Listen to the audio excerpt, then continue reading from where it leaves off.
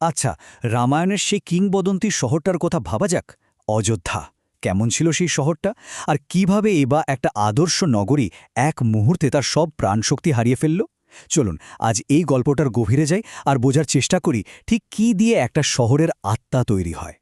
তো একদম মূল প্রশ্নটা দিয়ে শুরু করা যাক। আচ্ছা, একটা শহরকে ঠিক কী জীবন্ত করে তোলে? এর বড় বড় দালানকোঠা আর চওড়া রাস্তাঘাট, নাকি এর ভেতরে থাকা মানুষগুলো, তাদের আনন্দ বেদনা, তাদের সম্মিলিত স্পন্দন?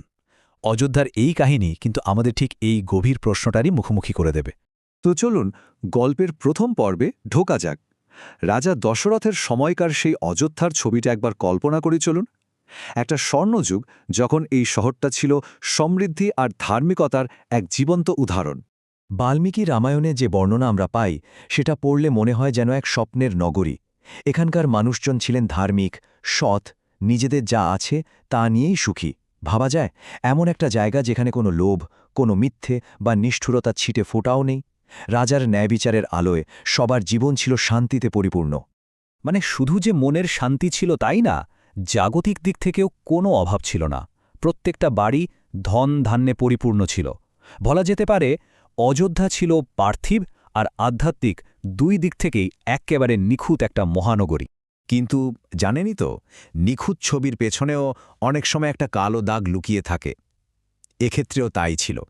চলুন এবার সেই ঘটনাটার দিকে তাকাই, যা এই আদর্শ শহরটাকে ধ্বংসের পথে ঠেলে দিয়েছিল।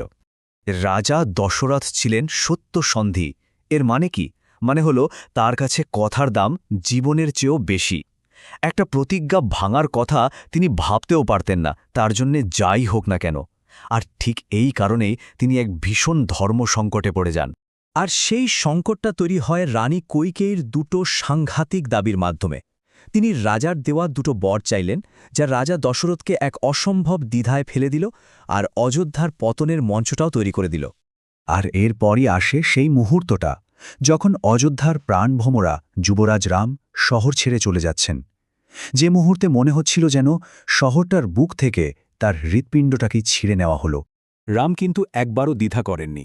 তার কাছে সিংহাসনের চেয়েও পিতার সম্মান আর তার সত্য রক্ষার দাম ছিল অনেক বেশি।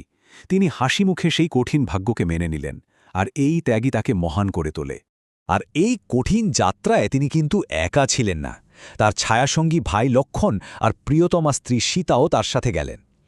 এই যে ত্যাগ, এটাই তো সম্পর্ককে আরও বড় করে তোলে, তাই না?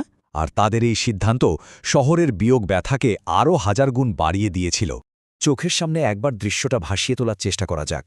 শহরের সব মানুষ কাঁদতে কাঁদতে তাদের প্রিয় যুবরাজের পেছনে ছুটছে, মিনতি করছে যেন তিনি থেকে যান। এই যে একটা শহরের সব মানুষের এমন হাহাকার, এটাই তো বলে দেয় যে রাম শুধু শাসক ছিলেন না, তিনি ছিলেন অযোধ্যার আত্মা।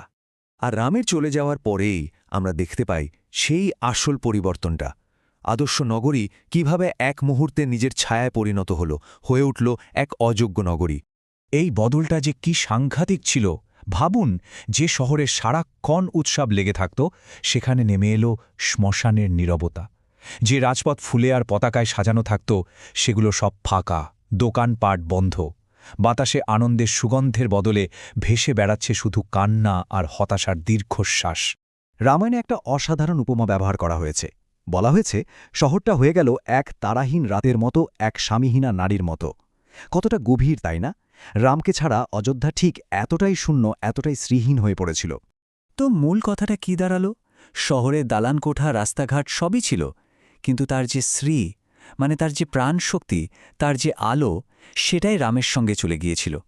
তাই বাইরে থেকে দেখতে শহর হলেও ভেতর থেকে তা হয়ে উঠেছিল এক প্রাণহীন, মূল্যহীন, এক অযোগ্য নগরী। গল্পের এই মোড়ে প্রবেশ করেন ভরত, সেই ভরত যার জন্যে এই পুরো ঘটনাটা ঘটানো হয়েছিল। কিন্তু ফিরে এসে ভরত যা দেখলেন, তার জন্য তিনি একদমই প্রস্তুত ছিলেন না। ভেবেছিলেন সবাই তার রাজ্যাভিষেকের জন্য উৎসব করছে, কিন্তু দেখলেন গোটা রাজধানী শোকে ডুবে আছে। যে শহর তিনি ছেড়ে গিয়েছিলেন, তাকে আর চিনতেই পারলেন না। তার প্রথম কথাই ছিল, এ তো আমার অযোধ্যা নয়, কোথায় সেই আনন্দ? এ তো শুধু কান্নার শব্দ। তার কাছে এটা স্পষ্ট ছিল যে রাম ছাড়া এই রাজ্যের কোনো মানেই হয় না, এই সিংহাসনের কোনো মূল্য নেই। এবং তিনি শুধু মুখে বলেই থেমে থাকেননি, তার কাজেও সেটা প্রমাণ করে দিয়েছেন। তিনি সিংহাসনে বসতে সরাসরি অস্বীকার করলেন, বরং রামের খড়ম বা পাদুকা সিংহাসনে বসিয়ে তার নামে রাজ্য শাসন করতে লাগলেন। এর মাধ্যমে তিনি আসলে এটাই বুঝিয়ে দিলেন যে একটা শহরের আসল সম্মান তার যোগ্য শাসকের সাথেই জড়িয়ে থাকে।